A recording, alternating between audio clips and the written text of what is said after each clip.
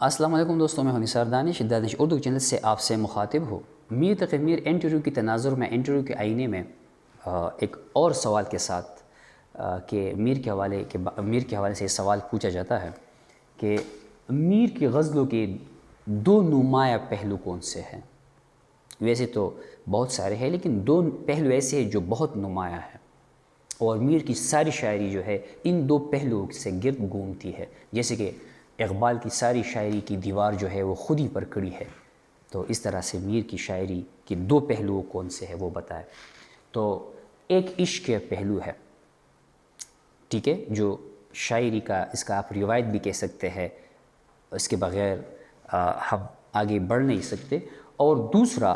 فکری پہلو، جس پہ ہم پہلے بات کر چکے ہیں کہ میر واحد پہلے شاعر تھے کہ اس سے پہلے شاعری جو تھی وہ جذبات و احساسات تک محدود تھی،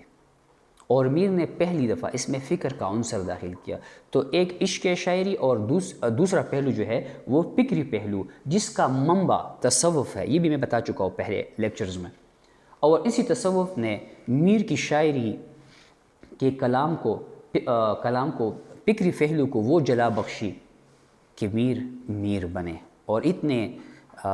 بلندی تک گئے کہ غالب اور بڑے بڑے شعراء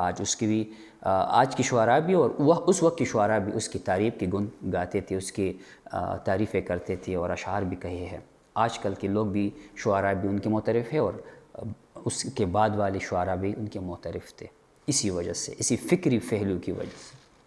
ایک اور سوال مختصر سا کہ میر کے فن کی دو اہم خصوصیات بتائے، زیادہ نہیں دو بتائے، تو بہت سارے ہیں، دو بتائے۔ تو ایک سوال ہے کہ میر نے فنی یا ایسے سوال کر لیں کہ میر کی شاعری کے دو فنی فکری یا فکری فنی میں کوئی فکری موضوعات الگ ہوتے ہیں، فن اور فکر دونوں میں فرق ہے، تو اگر ایسا سوال آئے کہ فن اور فکر کے حوالے سے میر کی دو خصوصیات بیان کریں، تو یہ ایک فکری موضوع جو ہے کہ ایسے موضوعات کا چناؤ کیا جو عام انسان کی مزاج کے مطابق ہو۔ میر کے کلام کی ایک خصوصیت یہ ہے جو فکری موضوع میں آتا ہے کہ اس ایسے موضوعات کا انتخاب کیا جو عام انسان، میرے تمہارے سب کے مزاج کے مطابق ہو، یعنی اس نے جو ہے آپ بیتی کو جگ بیتی بنا دیا، آپ بیتی کو جگ بیتی۔ میر کے کلام کو پڑھ کر ہر انسان کو لگتا ہے کہ یہ میرا دل کہہ رہا ہے، یہ میں بول رہا ہوں، یعنی ہر انسان کی مزاج کے مطابق انہوں نے موضوع باندھا، اور عام بول چال کا انداز یا اسلوب اختیار کیا۔ عام بول چال کا انداز جو عوامی کا جو ٹکسالی زبان تھی، جو اس وقت کا جو اسلوب تھا، یعنی عام انسان کی مزاج کے مطابق مضامین بھی، اور اس مضامین کے مطابق اس انسان کی مزاج کے مطابق اسلوب اور زبان بھی جو ہے انہوں نے اپنایا۔ تو اس لیے اس کا کلام جو ہے بہت ہی بہترین، اور آج کل جو ہم میر کی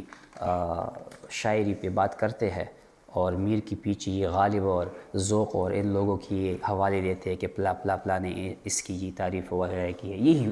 وجوہات ہے جو سامنے آ رہے ہیں۔ پہلے بھی اب بھی میں نے بتایا کہ ایک تو انہوں نے انسان کی مزاج کے مطابق موضوعات اپنے کلام میں پیش کی، یعنی اب بیتی کو جگ بیتی بنا دیا، اور پھر اس جگ بیتی کو، یعنی ان موضوعات کو، مضامین کو، پھر اسی عوامی لہجے میں، عوام کی زبان میں پیش کیا۔ دعا میں یاد کیجیے گا۔ اللہ حافظ۔